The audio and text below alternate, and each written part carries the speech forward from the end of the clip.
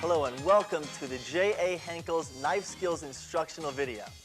I'm Jim Schiebler and I am truly excited to teach you at home how to become skillful, precise, accurate, and confident in your kitchen using the finest knives in the world. I have been a professional gourmet chef for over 20 years and have worked as a chef at 6 of the leading hotels of the world and as chef instructor at several of the world's leading institutions. The goal of this video is for you to spend less time in the kitchen and more time with your family. Let's face it, most of the time that's spent in the kitchen is dedicated to the preparation. Most of the preparation is dedicated to knife skills or cutting or mincing or chopping or using a knife in some way. Therefore, if you can increase your proficiency while using a knife, you will spend less time in the kitchen. This video will demonstrate every single cut using the majority of the most used knives. Remember, safety is the key. I recommend that you watch this video over and over until you have a good understanding of all the knife basics. Then, implement them and make them your own. We also all have weaker areas that we need to focus on. Therefore, I encourage you to use your slow-mo and pause buttons on your VCR to really focus in on the technique. Then immediately implement them and watch your confidence and skill soar. Eventually, you will become one with the knife, which is the ultimate breed of cutlery excellence. We all have this potential to reach this level of cutlery skill, and I encourage you, stay focused, enjoy the journey, and commit yourself. Good luck. Each knife has its distinct purpose, and how we grip the knife determines whether we maximize its usage. I am right-handed, therefore, I will be demonstrating the techniques using my right hand throughout this video. If you are left-handed, simply reverse the techniques. We will begin with the king of knives, the chef's knife, also known as the cook's knife. This knife can be virtually used for 80% of all kitchen cuts. The grip is very simple. I grip the knife with my 3 fingers based on the handle, where the blade attaches to the handle, which is called the bolster. I then have my thumb, which is almost parallel to the blade of the knife, with a slight downward angle. I then have my index finger, which bends at the top knuckle and then is straight to the bottom of the blade. I make sure that the distance between my end of my index finger and the bottom of the blade is at least 1/3 of an inch to ensure safety. By bringing my hand forward, I maintain equal balance and equal distribution of the weight of the handle and the blade. That is key for control and precision. And Henckels did not overlook that feature. In fact, they have been creating the most superior balanced knives since 1731. I remember when I picked up my first Henckels about 20 years ago, and it was a magical experience. In fact, I felt that they designed this knife specifically for my hand itself. Let's talk about what size knife you should choose. First of all, there's several elements to consider. First, the size of your hand. The larger your hand, the larger knife you can generally handle. Secondly, the level of skill. If you're an expert with a knife, you can usually handle a bigger knife. If you're a beginner, I would start with a 6-inch or an 8-inch chef's knife. Third, the larger the knife, the more surface area you can cover, therefore decreasing your cutting time. But remember, the smaller the knife, the safer it is. So you need to find a right balance between covering enough area and also making sure it's safe. So those are the 4 elements to consider when choosing the size of the knife. Now, how do you hold your opposite hand? We certainly know how to grip the knife, but how do you position your stabilizing hand? First of all, you want to make sure that your middle knuckle is perpendicular 90 degrees from the board itself, okay? Next thing you want to make sure that is that your fingertips are behind that knuckle itself, never exposed. Next thing you want to do is you want to make sure your thumb stays as a stabilizer into the rear of the product, therefore pushing down. And then you also want to make sure that your fingertips press onto the product, aren't just sitting there on top of the product, but they're actually pressing into the product. Those four elements will ensure that you have a safe cut and will maximize your efficiency. Remember, safety is the key. Never bring the knife blade above your knuckle, okay? Always stay in the center of the middle knuckle, obviously above the product, but never above. Secondly, never feed the product towards your knife blade, okay? Because that will expose your fingertips and increase the chances of you getting cut. Instead, retreat with your fingers. I do this by utilizing or mimicking a spider-like motion. I press firmly down with my 3 fingers, and then I bring my 2 fingers back. I do it again, I press down, and then I bring it back. So I always retreat. And the final thing is, I always cut with my knife against my knuckle. I never move my knuckle and then move my knife, move my knuckle and then move my knife. I always move it together, and they are always touching. That will make sure that you never get cut. You see that? I'm constantly on the knuckle and I'm retreating. And remember, if I have a 10-inch carrot, if I begin here, I will end up 10 inches to the left because I didn't feed the product. Our first cut is lyonnaise onions, or finely sliced. I want to take the heel of the knife and go through the top and the bottom of the onion, taking the root off completely. Now, to lyonnaise or finely slice the onion, I make sure that the rounded area faces one side of my board. Now I press my fingers into the onion itself, making sure that it can't move around or slip away. My thumb is my stabilizer. My fingertips are always behind that middle knuckle. And remember, I hit my knife and then I come down. I hit my finger with my knife and then I come down. I never move and then the knife. It's a together motion. I keep them together simultaneously. And I always retreat my fingers, never feed, never expose my fingertips. My fingertips are always behind that middle knuckle. And we use a straight up and down motion on that knuckle. If you notice, I don't move away from that knuckle at all. And now, the height is greater than the width. Therefore, to ensure safety, I turn it over. And now I continue on the other side. And I retreat like a spider with those fingers. Let me do one more. Again, retreat like a spider. Never feed. Never lift the knife blade above the knuckle. Press down on the onion and keep this knuckle perpendicular to the board.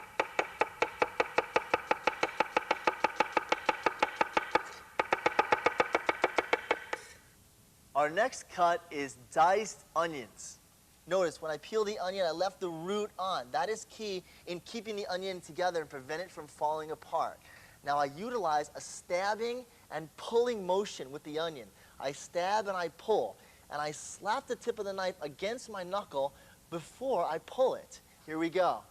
Remember, stab and pull, and look how I go right against my knuckles, just like that. Now the onion is sliced, but it's still together, okay? Now what I'm going to do is I'm going to come underneath. The distance that you retreat dictates the distance of the cut of the onion. Now I cut underneath, and I bring the onion towards me because of this gap between the knife and the board. I want it to be flush. I want my cuts flat. Then I go over the top, and now I come straight down using a rocking motion just like that. And there you have diced onion. Our next cut is julienne, which is also known as finely slivered. Now I take my red bell pepper. What I want to do is I want to remove the ribs to make sure I have a consistent and even surface. Now what I do is I use a rocking motion. Again, same technique. My knuckles are perpendicular to the cutting surface, and I'm rocking the blade using the heel.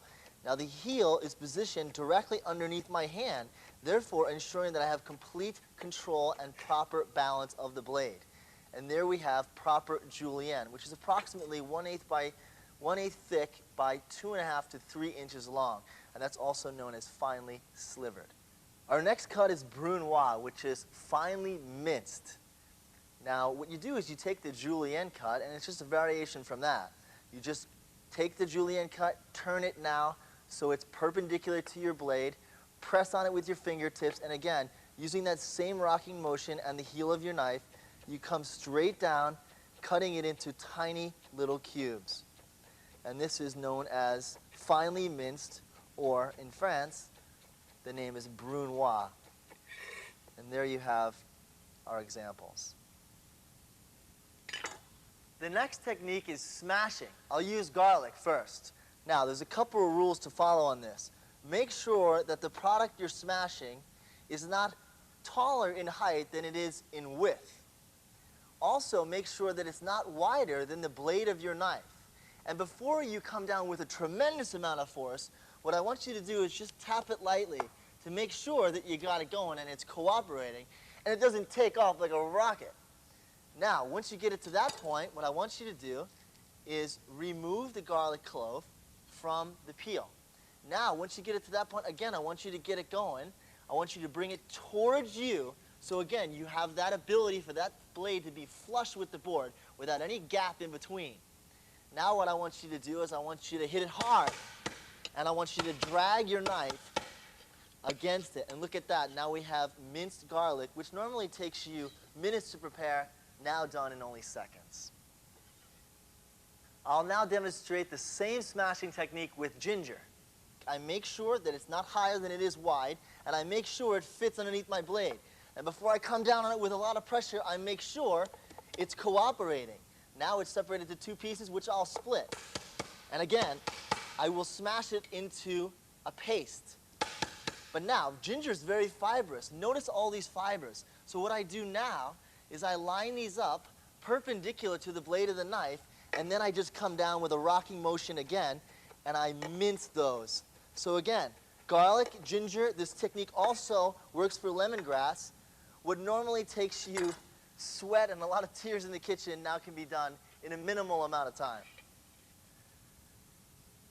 Now I'll demonstrate how to chop parsley or any herb. Chopping herbs is easy. What you do is you take a motion from the back and you go to the top of the herb. Then you scrape down towards you and then you go to the rear of the herb. Now make sure your hand is not pinched on the top of the blade, but actually is in the center of the bottom of the palm. And that will enable you to have control and safety. And once you learn this technique, you can then gain speed and chop a lot of herbs in a minimal amount of time. That will ensure safety as well.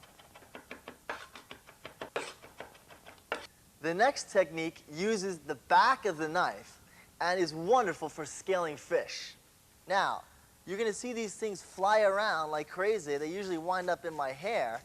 And you might want to do this technique outside before you bring the fish in, because let me tell you, it is quite the cleanup.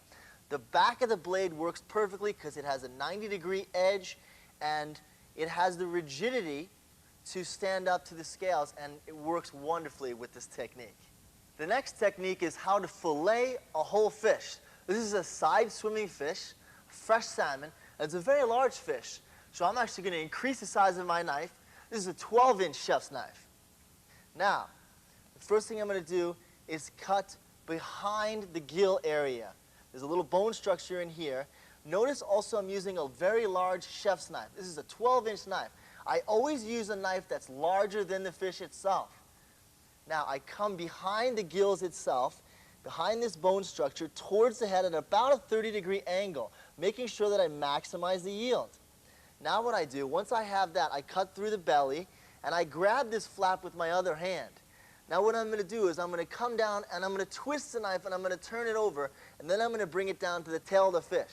Now notice you're going to hear a sound. If you hear this cracking sound, you know you're right in the zone, because you've cracked the pin bones and you're riding the spine all the way to the tail. So we'll listen for that. So remember, I turn my knife over. At the same time, I thrust it towards the tail of the fish. You hear that? You hear that wonderful crack? I'm right in the zone. Now, I angle my knife at about a 5 to 10 degree angle down against the spine of the fish right here. And that enables I have a smooth sail all the way to the tail. Now remember, I also lift with my thumb the belly of the fish to make sure that my knife doesn't cut it out and I don't waste my yield.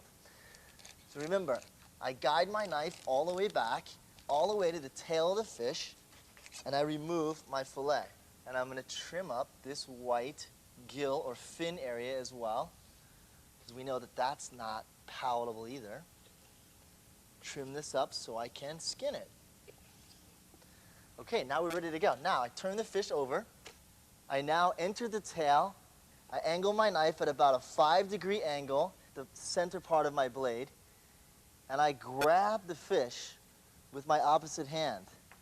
Now, stroking gently, I rock the fish back and forth, and I wiggle the tail. And I come all the way through until the head of the fish, and then I come out the other side.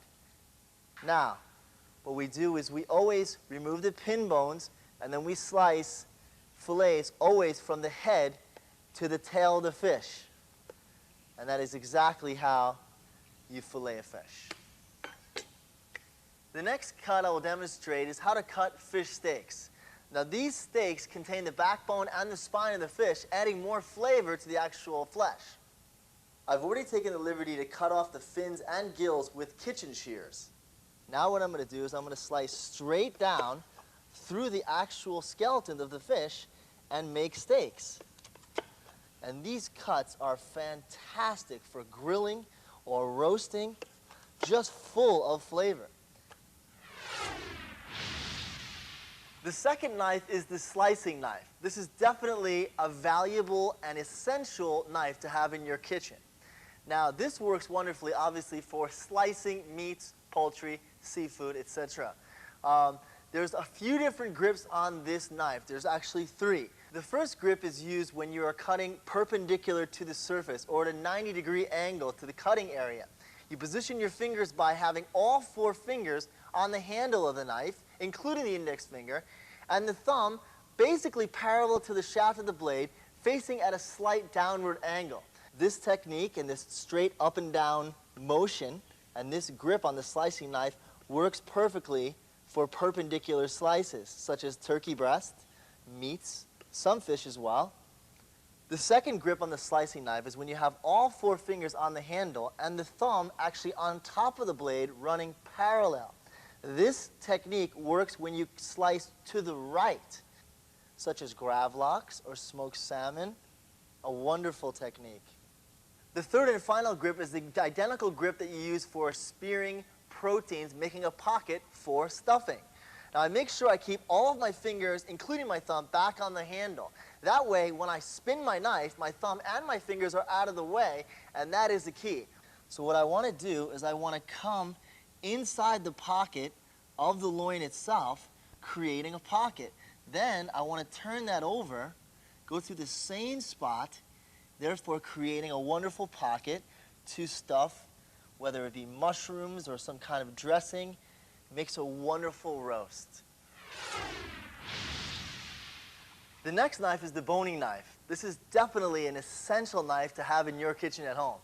Butchers rely more on boning knives than any other knife. If you trim proteins at home, including meat, seafood, poultry, and more, you need this knife in your kitchen. There's 3 main grips on the knife. The first grip is where I have 3 fingers underneath the handle. You have your thumb parallel to the handle on top of the bolster. Then you have your index finger placed on top of the blade itself. This gives you precision, accuracy, and control. With your index finger on top of the blade, using your tip, you just poke and you spear and you pull with your opposite hand, you pull that meat. Here I have a wonderful lamb rack, and I'm just able to go right underneath against the bones using that tip of the knife and pulling it towards me. This technique enables me to maximize the yield while minimizing waste. We're going to have a great dinner tonight.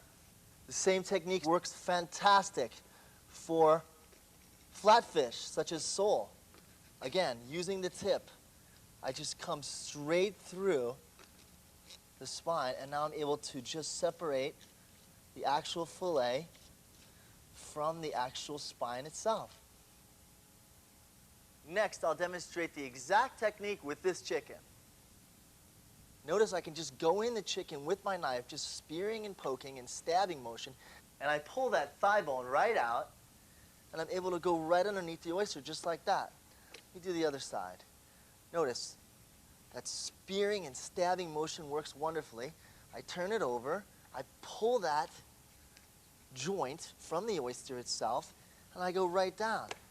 Works wonderfully for chickens. I'll now demonstrate the same grip segmenting an orange. I keep the orange in the cup of my hand, making sure my fingertips are truly out of the way. Then what I do is I bring my blade on one side of the rib until I reach the center. Then what I do is I take it on the other side of the segment, and I repeat the same procedure until the rib pops right out. Now remember, this technique can be utilized for lemons, limes, tangerines, grapefruits, and oranges because all citrus is constructed identically. The second grip is also widely used and is used mostly when cutting to the right. It's utilized with all 4 fingers on the handle and the thumb on top of the blade itself for precision and control. Now, it works wonderfully for medium-sized items such as this sole. I'm able to skin the sole with the same knife because it's a very small fillet. The third and final grip for the boning knife is when I have my hand back on the handle because I'm going to spin the knife. I come through with the tip of the blade and then I aim to the right. I bring my forefinger underneath to grab that fat and then I slide my knife all the way to the end of the beef. Now I lift that and then I continue to lift as I use a sawing motion to remove all that outer fat. And as I exit, I come up and making sure I come up with my elbow as well. So therefore, my forearm and my elbow are out of the way of the blade of the knife. Our next knife is the fillet knife. The fillet knife is identical to the boning knife except it has a longer blade. This makes it ideal for filleting medium-sized fish and meats. Now the grip is identical to the boning knife, and watch how effective it is on this rockfish. I come underneath the back of the head with the blade of the knife using an angle to maximize yield. Again, I come down to cut through the belly and then grab that with my thumb. So I make sure I don't cut through that. I then come to the top and then I spin my knife downward and make sure I fillet the entire snapper fillet. Skinning it becomes very easy as well. Remember, I bring that to the back of my board. I go in with a slight incision. I hold that down, and then I wiggle as I wiggle my knife in an opposite direction motion. And there we have skinning and filleting our snapper. This fillet knife works great for cutting meats, especially fillets of beef, lamb, or pork. Look how easily it goes through the meat, and I love that long blade, which gives me a tremendous amount of power and force. Our next knife is a paring knife, which is an all-around small utility knife that you really can't do without. It's wonderful for trimming smaller proteins, segmenting fruits, and scoring tomatoes. The grip is almost identical to the boning knife grip, where you have your index finger on top, the thumb on the handle and the bolster parallel to the shaft of the blade, and the 3 fingers underneath on the handle. You have complete control. Examine how effective it is on these tomatoes. Coring, and also scoring for blanching and peeling. It also works great for segmenting small citrus such as limes. Remember, same principle on all citrus. One side of the rib, the other side of the rib, I go to the center and my knife already automatically stops. I go to the other side and this segment comes right out. The second grip works great for peeling potatoes and sweet potatoes and yams. What you do is you square off your potato. Now, I hold my potato in my thumb and my index finger and my middle finger, and then I come around having my 3 fingers on the handle and then my index finger around the blade, and I use my thumb on the other side of the product, and I just come right underneath the skin using a semicircular motion. I turn the product counterclockwise, therefore going directly under the skin, and let me tell you, I have very little waste, and this sure saves me some time. Now you can utilize these techniques with yams, sweet potatoes, and potatoes. Now this exact technique and grip works for an apple. So I begin my incision and I spin the apple. Notice my thumb is constantly moving across the surface of the apple, and I'm just slicing my way through the apple. Now, you could use a peeler, of course, but I bet you I'll beat you with this technique. And if you're good, you do it in one shot, just like that.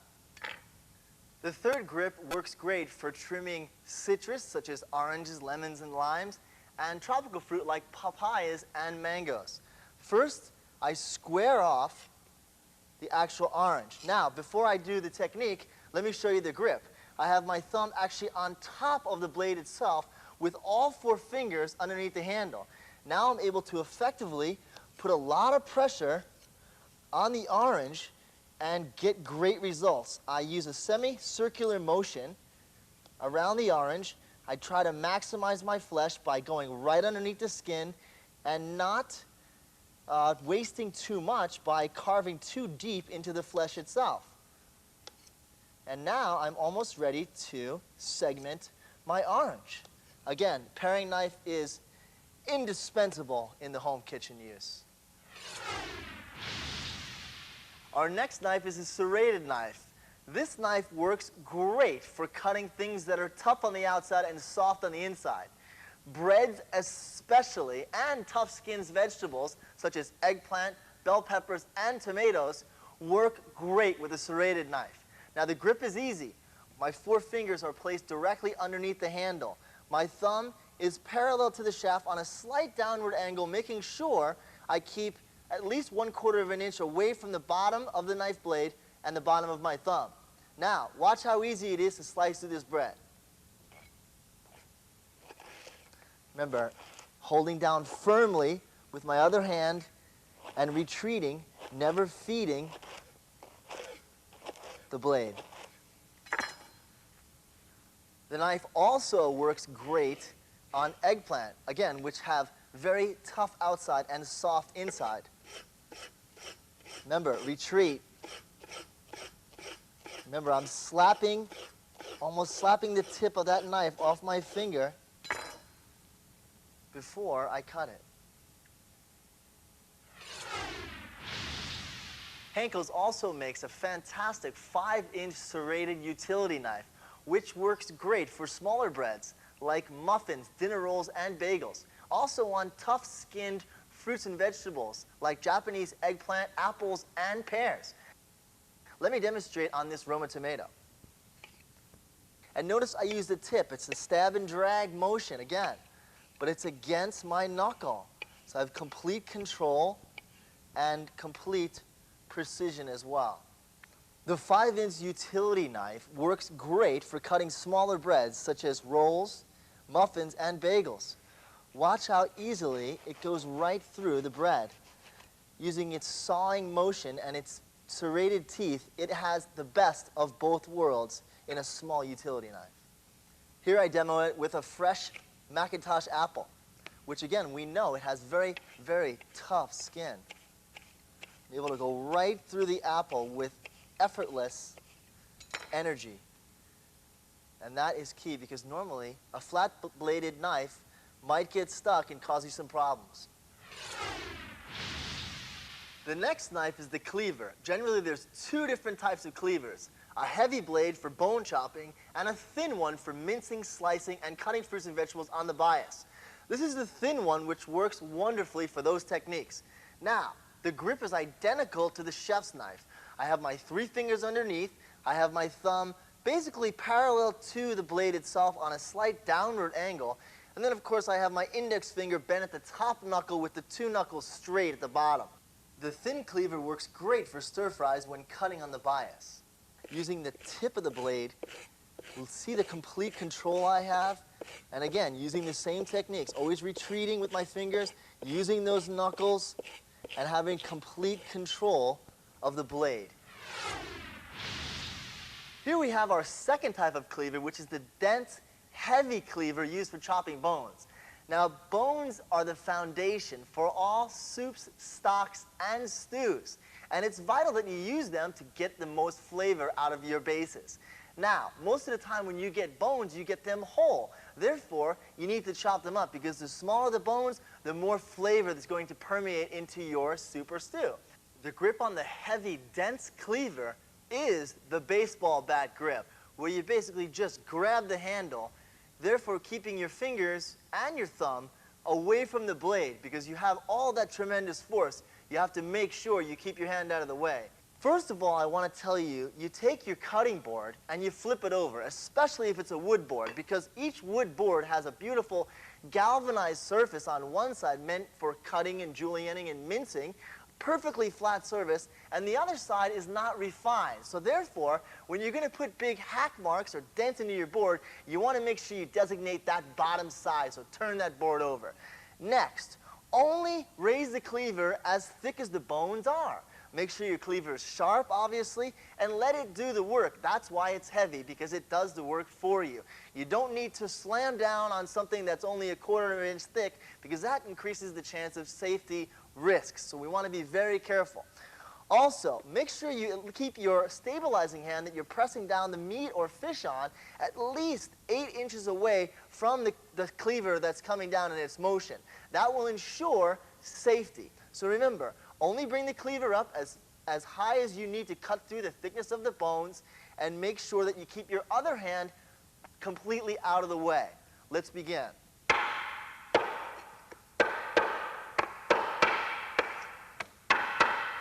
Now I have my fish cut up. I'm all ready to make my bouillabaisse, and we'll move to our next lesson. A sharpening steel is your final element in your knife set. First of all, let's talk about how we hold our knife when sharpening.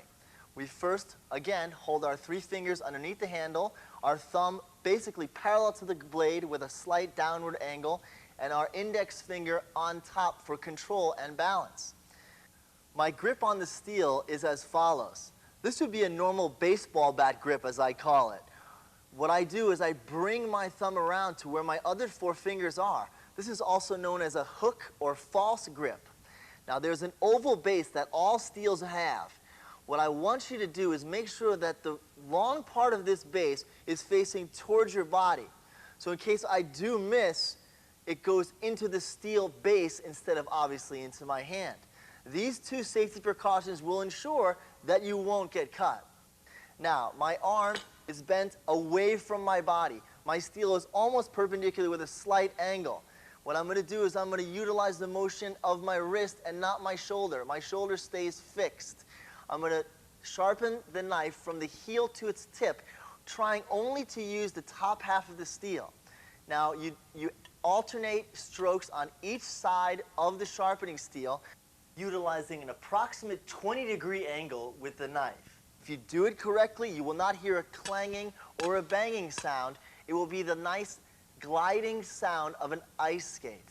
So first start slow, obviously, all in the wrist, 20 degrees on each side. And then once you gain confidence, then obviously you can speed it up. But notice, I'm only using the top of the steel. I'm not even coming near the bottom of the steel. And that will ensure that you never get caught. And you really only need about 6 or 7 strokes. Let the knife blade do the work, not the power of your shoulder or your wrist. Those techniques combined will ensure that you have a safe and effective skill. Another variation for those who might be a little timid with that approach would be to have the actual point of the steel pointed into the board, and then you utilize a downward motion using your wrist at, again, another 20-degree angle, just like that.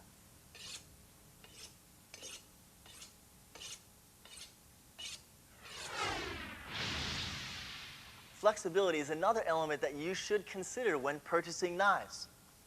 Certain knives you want them to be flexible and have some give to them, and other knives you want them to be very rigid without any give. For example, a boning knife. Boning knife you want some flexibility to because you are carving in and out of joints and cavities with proteins. Very important that it has some give so it has some forgiveness to it. Slicing knife. Again, a lot of the times I will be slicing leg of lamb with the bone in, or carved roast turkey on the bone, or even a bone-in roast ham. Therefore, a good amount of flexibility is also a great idea, and it won't hinder your methods. Now, on the other hand, choosing a chef's knife, you want a rigid characteristic because you are cutting tough and firm products like onions and potatoes. Therefore, you don't want any give to the play at all. and the more rigidity we have, the better. Also, our final concern would be a paring knife. Paring knife, you want a rigid characteristic as well because you are paring and you are turning and you are peeling a lot of stiff and hard objects like potatoes and carrots. Therefore, you don't want a lot of flexibility, and rigidity is key. So keep those elements in mind when you're choosing your knife. Henckels make varieties of flexibility within their branding, so seek those out and make the right choice. In addition to the safety elements, the grips, and the opposite hand placement that we've covered so far in this video, there are other safety concerns that you should understand. I personally haven't cut myself in over a decade. I'm very proud of that fact. And that's because I'm a stickler and make sure that I pay strict attention to all the safety elements involved with cutting. Now, first of all, I want you to roll up your sleeve before you even start to handle a knife, because the knife handle and the blade can easily get caught or snag on the sleeve, and that can result in a deep cut. Next is never to grab a knife without looking at it first, because you never know which direction the blade is facing. Next, never cover a knife with an object like a towel or rag, because you never know what you're going to grab. Next is never to pick up or use a greasy knife, because it can easily slip out of your hands. Next is when you cut an object parallel to the board, never keep your hand behind, because you never know when the knife's going to come out the other side. Always keep your hand on top, and that will ensure that you never get cut. Never cut when you're distracted. Instead, first put the knife down, then tend to what's needed. Never try to do another task with the knife still in your hand. Never clean the knife with the blade facing your hand. Instead, turn the knife over and stroke it on the top and the bottom with your fingers. Never, under any circumstances, attempt to grab a falling knife. Instead, step back and let it fall. Henckels recommends that you do not use a dishwasher when washing your knives. Instead, wash by hand with soap and water. Also, never store your knives loosely in a drawer. You could accidentally cut yourself, and storing them loosely like this will damage the blades. There are 3 ways to properly store your knives. First, in a knife block set. Second, in a knife tray, which fits in your kitchen drawer. And third, on a magnetic rack that is attached to a wall.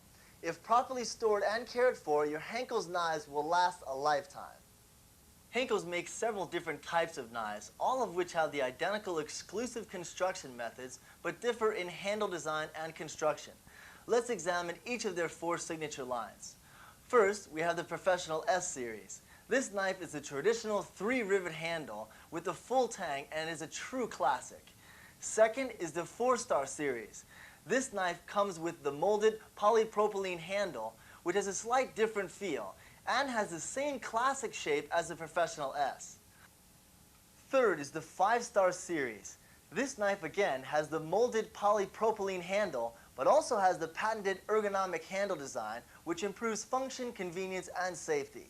And finally, the Twin Select series, which has the same patented ergonomic handle design, and the handle is stainless steel, permanently bonded for seamless accuracy and no gaps. Before purchasing your set of knives, I advise that you sort of test drive the feel of each of the different Henckels series knives. Each one has a distinctive feel, so be sure to choose a knife that feels most comfortable in your hand. The most used tool in the kitchen requires a personal touch.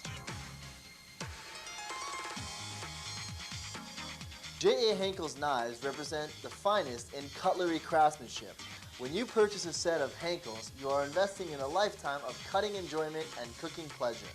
I hope you learned something valuable about each and every one of these knives today, as it was certainly my pleasure to teach you about them. Now remember, stay focused, commit yourself, and practice makes perfect. I'm Jim Schiebler. Take care and good luck.